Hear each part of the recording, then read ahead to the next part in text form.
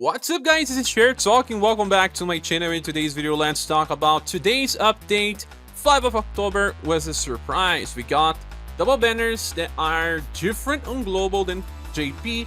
We got content updates and we have to talk about it all here in today's video, starting from banners. I know you all were hyped for Razan and he is really good. They even buffed the guy. Let's talk about this banner first.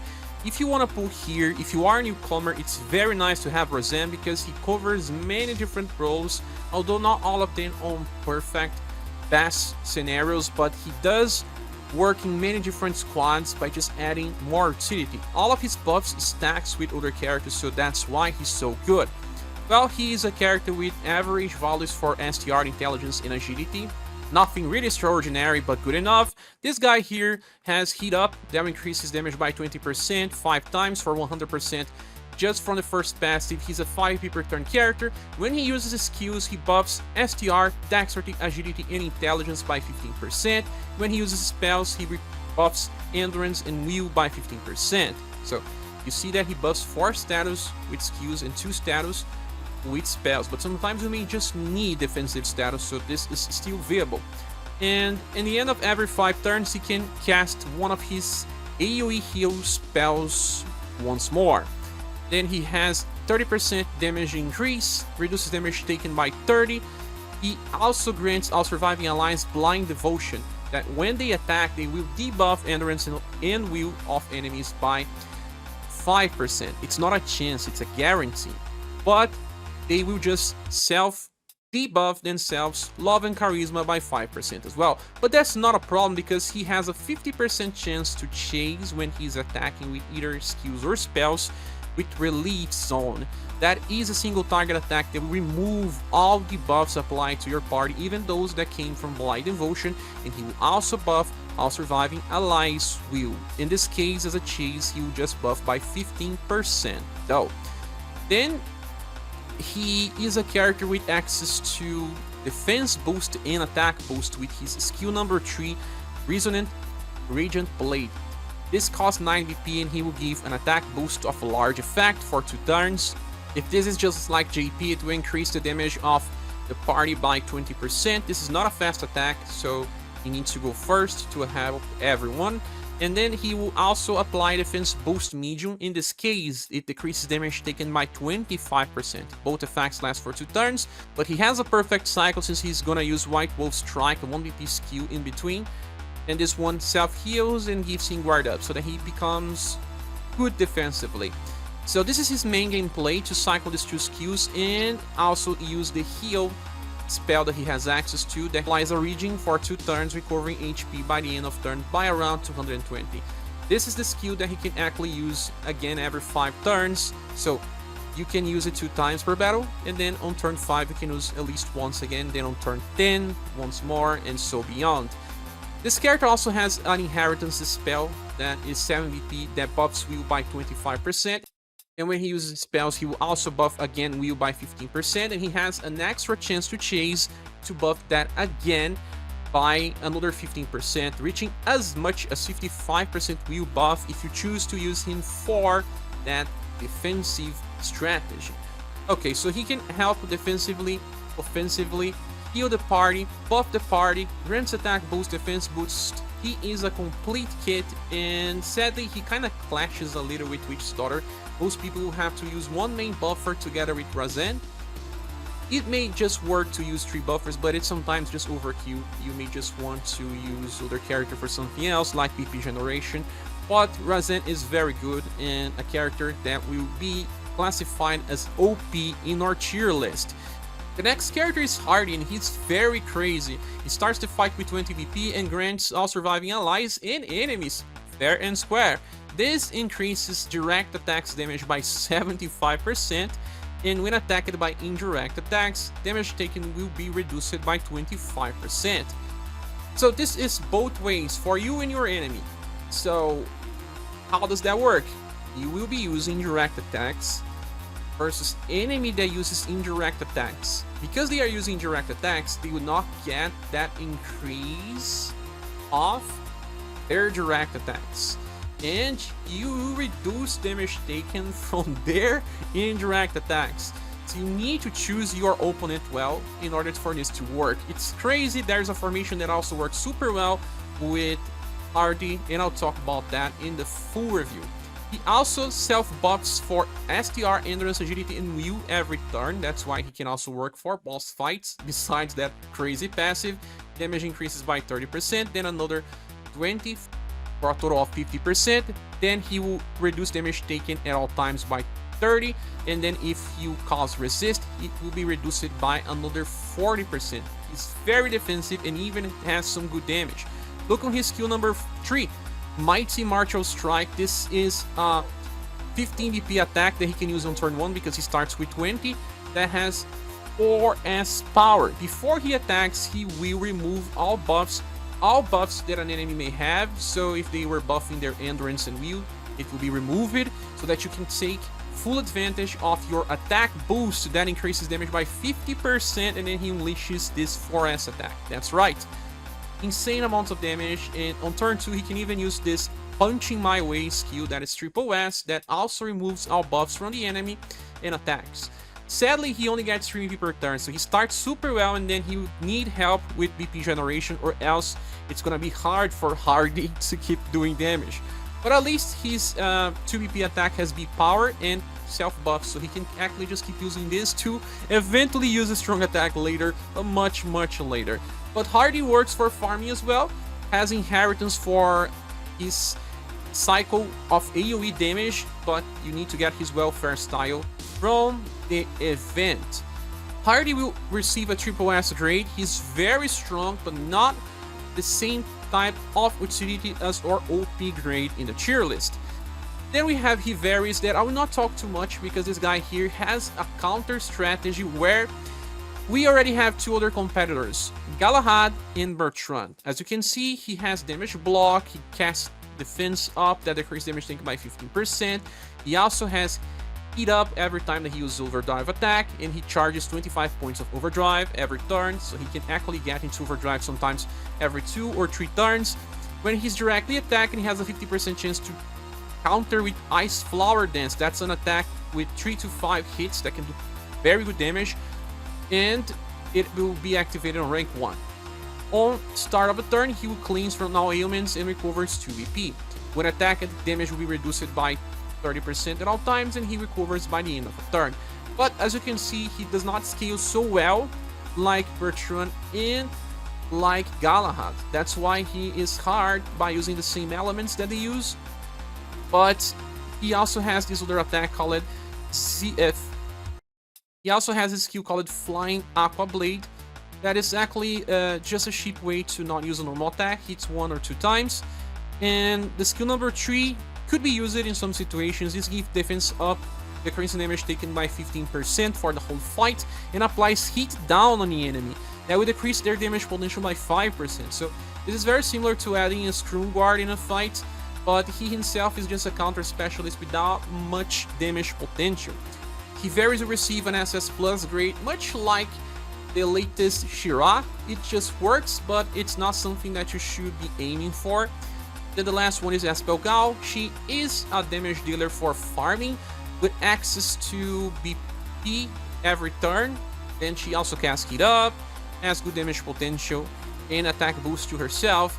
Just to use this skill called Lost Flare. This is a roll attack for Heat and Shadow that costs 8 PP, and she can actually use this 3 times in a row by using the right formation. That is Dragon Stance X. That's good because you can use her on story farming and event farming. She will be able to solo. She also has a skill called Dark Burn that is fast double S power only with Heat and Shadow as well. That applies Guard Down Medium that decreases the defense of the enemy by up to 25%. Defense Down decreases by 20, as JP says, maybe different in global. And she also decreases the heat resistance of an enemy by up to 35%. So in the end, you are decreasing lots of resistance to increase the damage of someone that will attack after her. But we don't have that many heat damage dealers with very good nuke potential, and this is mostly for when you are farming just a boss. And you can inherit Dark Burn into her Halloween style that can actually work in boss fights. This one doesn't have a single damage reduction, so it's just for farming, nothing else. We receive a standard SS Plus by raw power, but it's somewhat easy to forget. This banner will probably receive a Gold Minus award, with Razan being the spotlight, Hardy just being the second best. Ivaris and Espargal are not important, but since this is a 4-character banner, if you get them, it's still better than getting off-banner styles. Moving for Creator's banner. Okay, so here we have Creator that is a multi-elemental attacker with good damage and good sustain. Look, 92 endurance, 112 will. He is a damage dealer with chase mechanics. He starts the fight with Overdrive Gauge on max, and when he is on Overdrive, he gets a 40% damage increase. When he is farming, he gets this all the time. When the Overdrive Gauge is not full, he would then grant himself a guard up large, decreasing damage taken by 35% till he gets to Overdrive again. He loses the guard up and gets a 40% damage increase. Then when he is attacking on Overdrive, he will follow up with Purge. That is a skill that hits 3 to 4 times with C-Power, Lightning, and Sun damage. That's actually very good and hits higher than normal for S damage attacks. Then he will always chases when he's attacking. If it's on full HP, he will use Holy Wrath Plus. That's an AoE attack with Lightning and Sun, C-Power. If he is not on full HP, he would then use Glitter instead. That's a single target attack that it's instead Cold and Sun that recovers around 220 HP above his intelligence. Both are good, no matter what you get. Then he starts the fight with 11 BP, reduces damage by 25%, and also increases his own damage by 15. So he will get 55% most of the time, but then he gets a lot of other things with his action switch with 4 different elements. Heat grants himself attack boost for 3 turns. Cold attacks grants himself defense boost. Lightning attack grants the enemy defense down. And when he's using Sun, he will recover 1 BP. He will always use Sun even with his chase attacks. That means that on general, he gets at least 5 BP per turn. 3 from the end, 1 from the attack, and the other 1 from chase. When he is on Overdrive though, he gets 6 BP. So that he can actually use his attacks more often. Purge costs 11. That means that he can use this every 2 turns or so. He also has Creator's Flare that was changed in Global. It's a fast full AoE attack that grants Intimidated to all targets, but only for 1 turn, and Sundered as well, but only for 1 turn. Intimidated will decrease their attack. It says to be 10% from global tests, and then it will just stack every time there's enemy attack till it just does less and less damage. Some other sources say this 15%. I will try to test this again to check. So Sundered will increase the damage that you inflict because you apply defense down. That increases defense of the enemy by 15%, but it generally translates into a 7 to 8% damage increase depending on your character. So it's both offense and defense support, and well, 8 BP, you can at least use this every 2 turns. But his Halloween style could already do either one of those with just 1 skill that will last for 2 turns. So this is not really an improvement, it's just a different way to cast both on the same time, but you still have to wait 1 turn without it. Then we have Glitter, that's the same skill that you get as a chase, much like Purge, that heals and buff intelligence. Creator is a damage dealer for Overdrive, but also works just fine as a chase attacker. And he's also intelligence based, works super well with Muse and Melissa as buffers, or even Matriarch with her Paean of Victory, or even Maria and Razan. So this character is very strong for damage and receive an OP grade in the tier list as well.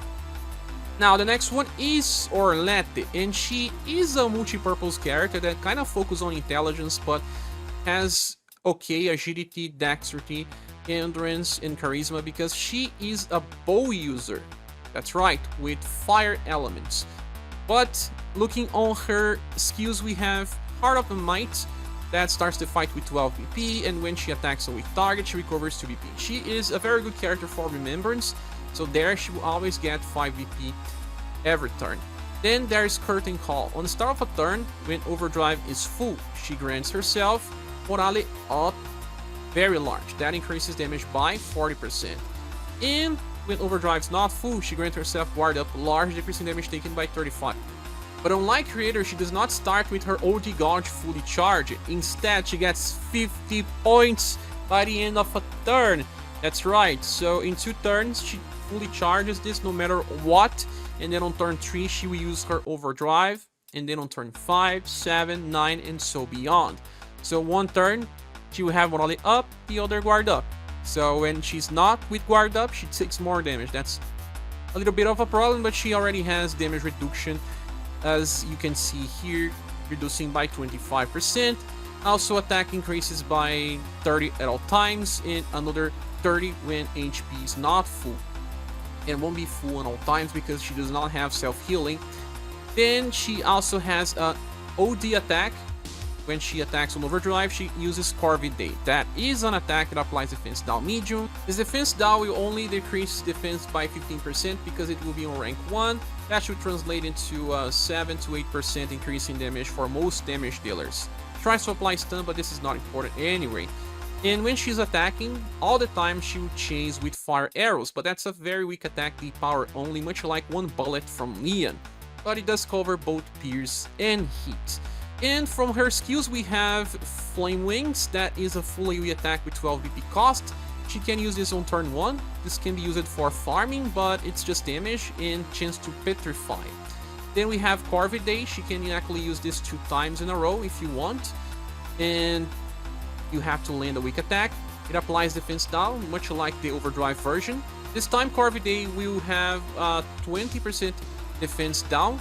That will translate into around 10% damage increase for most damage dealers. Then she also has Embrace, that is an 8 power attack with 4 BP that can cast Paralyze. Orlet is a Remembrance bot. She has many different elements and ailments in order to help deal with Remembrance for both bow and club, because her welfare is club. Orlet is a very good character, although not really a specialist in anything. I think she deserves an SS plus grade, but I'll think more about it. Let's see here in the comments if you agree or not.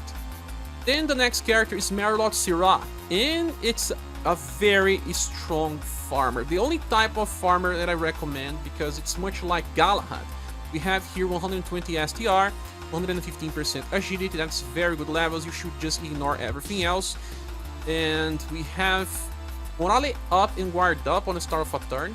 Those two have 25% increase, and also recovers BP by 1, so you have 4 BP per turn. Starts the fight with 14, and when killing a target recovers 10 BP. That's right, 10 BP, that's insane. And we have here 30% increase in damage when using spears, and also 20% when landing weak attacks. So 50% from here, 25 from Orlet up means 75% damage increase. All of this to use this attack called Shine Lightning, that is full AoE with B power that will hit between 2 to 4 times. That's right, you didn't hear it wrong. AoE hits between 2 to 4 times. Why? Because this has a penalty. 14 BP cost, and every time you attack, you apply attack down to yourself for that turn, so every subsequent hit will do less. But remember Galahad. Galahad chases with a rank 1 skill, so the first hit deals more, the second hit deals less. Merlot-Syrah will do more damage than Galahad, and can even hit 3 times or 4 times, that will be overkill. But it's just to guarantee that even if your character is not strong for that event, it may still just work till you get your status up and start soloing with ease. Merlot-Syrah is a very strong character to use in the new Godspeed formation and act as a fast damage dealer, and does not clash with Galahad because Galahad covers Slash and Cold. Merlot-Syrah covers Pierce and Lightning. There's also an inheritance from the Welfare style where you can use Slash cycles for single target farming, but you lose part of your damage potential. Can still work, but it's more about just using Chain Lightning. There's also this C-Power single target attack that hits 2 times that can actually just farm well as well, depending on the target, but it's nothing really stellar. It does buff STR with each hit, so if you wanted to use Merlot-Syrah for Remembrance, it works because he has Guard Up, but it's not really a good character to bring for Remembrance. He can also just do good damage by cycling this skill. And there is Lightning Loop, that is a cheaper attack that also boosts STR. So you keep just cycling these two if you want to bring this character for Remembrance. But it's just a farmer, but a very good one, and one of those that I recommend using. It will receive a triple S grade in the tier list. The last character is Gerard, and he's a hybrid damage dealer and a farmer as well. That's right, he has no damage reduction passive, he starts the fight with 15 DP, gets 10% damage increase when everyone is alive, and he gets another 30 at all times, another 15 when landing weak attacks for a max of 55%, and when he kills targets, he recovers 5 DP and triggers a heat up, increasing damage potential by 10%. So he can actually use this Cosmo Burst 3 times in a row in the Dragon's Dance Axe formation for event and solo farming. He's much similar to New Year Leonard. What New Year Leonard can do, this character can as well, but they are for different elements. Gerard is for Slash and Sun, while Leonard is for Slash and Heat. He also has this second skill that is B-powered, this time it's a spell, and can be used many times. As long as he kills, he can keep casting, but this one will be hard to kill waves. I think only for story. Then the first attack is another row attack, but only 4 BP if you want to use it after, you know, the first 3 casts of Cosmo Burst. Or if you want to use another formation that's not Dragon's Dance X, and the third turn he can use this attack. But he can also use something else. If you have his Steel Blade Light, he can use this 3 times in a row when he wants to farm versus just one enemy. And you can also use Steel Blade Plus from his Tower style for 4S slash damage 3 times in a row for farming. So he works, he's better than ScherBR on doing this because he has different cycles as well, but it's still just kind of a farmer with good potential. We receive an SS Plus grade in the tier list.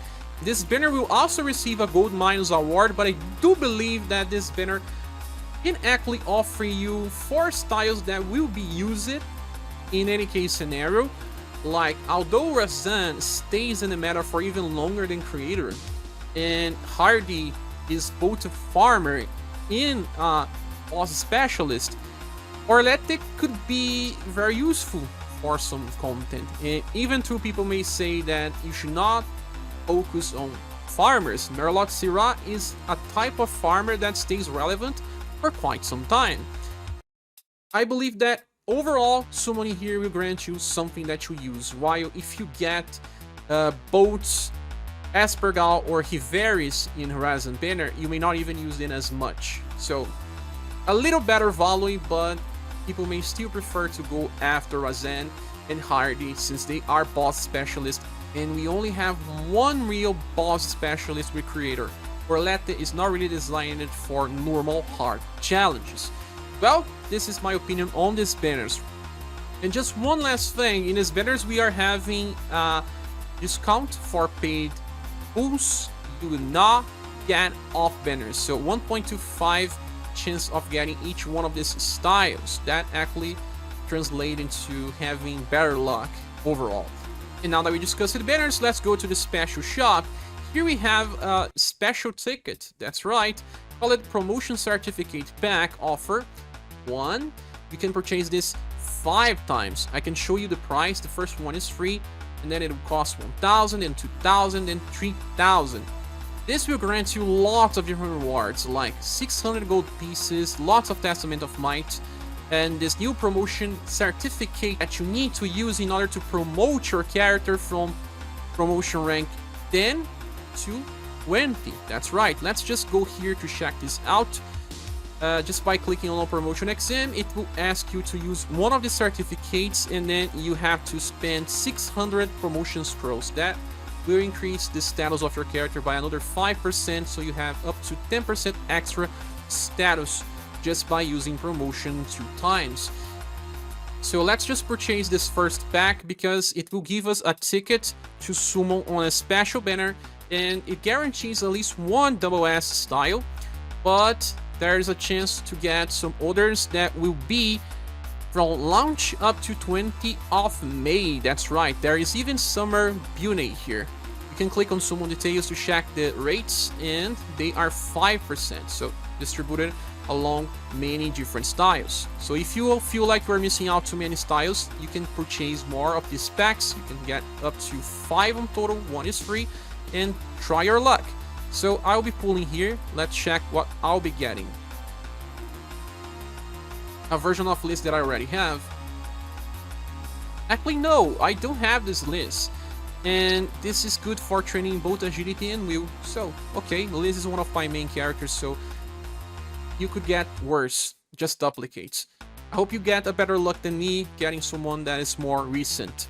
Now we shall move to the present box, guys. We got a lot of free gens. You can see here 3,000 just from the Leonark Battle Festival Appreciation. You will get 11,700 gens. We got 5,000 gens just from logging, and there is also some gens for compensation. We got platinum tickets, we got expedition tickets, testaments of might, 2 free promotion certificates. We got this weapon that is made for divine beasts but can be used by anyone. It's just similar to a remembrance weapon because it carries 90% damage increase and have high weapon powers, so a very good source of power for newcomers. They also just released another expedition. Just go to the dojo and expeditions and you see the last one called Snow Peak. It's a little less than Evil Lands, but this time it's permanent. It's still a big increase from Lakeside that was just 30 status points lower. You should also go to the news page to discuss some stuff. Besides everything that we talked about, there is some other content coming. The next event will be the Strength Training Dojo, where you'll be able to participate using these limited time tickets that will reward you with promotion scrolls, Zaron, and other items. This is just a raid fight where you have to reach a score. Then that will be tomorrow, update 6th of October. Then on 8th of October we'll have this mighty foe, Hiveris Clash Divine Beast, where we have to fight versus Hiveris and get some free gens. Then on day 10 of October we can fight Merlot-Syrah Clash Divine Beast, where we fight versus them to get some free gens. And in the meanwhile we'll get 100 auto rematch tickets to make our grind easier. They also updated Leon Arc, releasing episode number 13, the last chapter of his story arc. It will end here, and there's something very interesting about this. All stages have 0 stamina cost. They don't give you status. They may give you drops, but just those from dailies. It's not made for grinding. It's just made so that you can experience the story and get some free gens by going up to the very hard. But after you do this, forget. You should just move to something new, and that something new is Conquest. But before we go there, let's just talk about the free 2,000 gens that you can get on the home screen missions. Don't forget to get those for free. Now let's go to Conquest. This is actually very nice as they are giving us lots of free gens, 20,000, because we will get a treasure chest on 40%, on 80%, and then on 100% for a total of 20,000 for free. Apart from the gens that you get from the nodes, there is also some missions that gives you some rewards like Aurum and tickets, gold pieces. Then we have an exchange shop with lots of cool stuff. For example, 3,000 gens. Then 5 welfare styles, and all of them are good. Save for maybe Hiveris, that's not really good. But all of the other ones can actually be used for real. They offer some stuff like inheritance. In the case of Razan, he has relief some, that chase attack, that he can actually use this to remove debuffs applied to the team, so that he actually compensates that debuff that he applies. And then buffing will, so that he goes for a defensive method instead of offensive.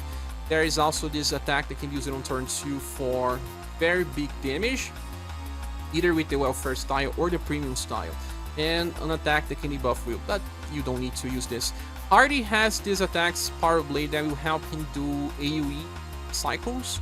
He can actually use this 2 times in a row for grinding events, and it's very strong. There's also Dimensional Break to use on the next Siegfried Remembrance Battle. The first skill is not useful.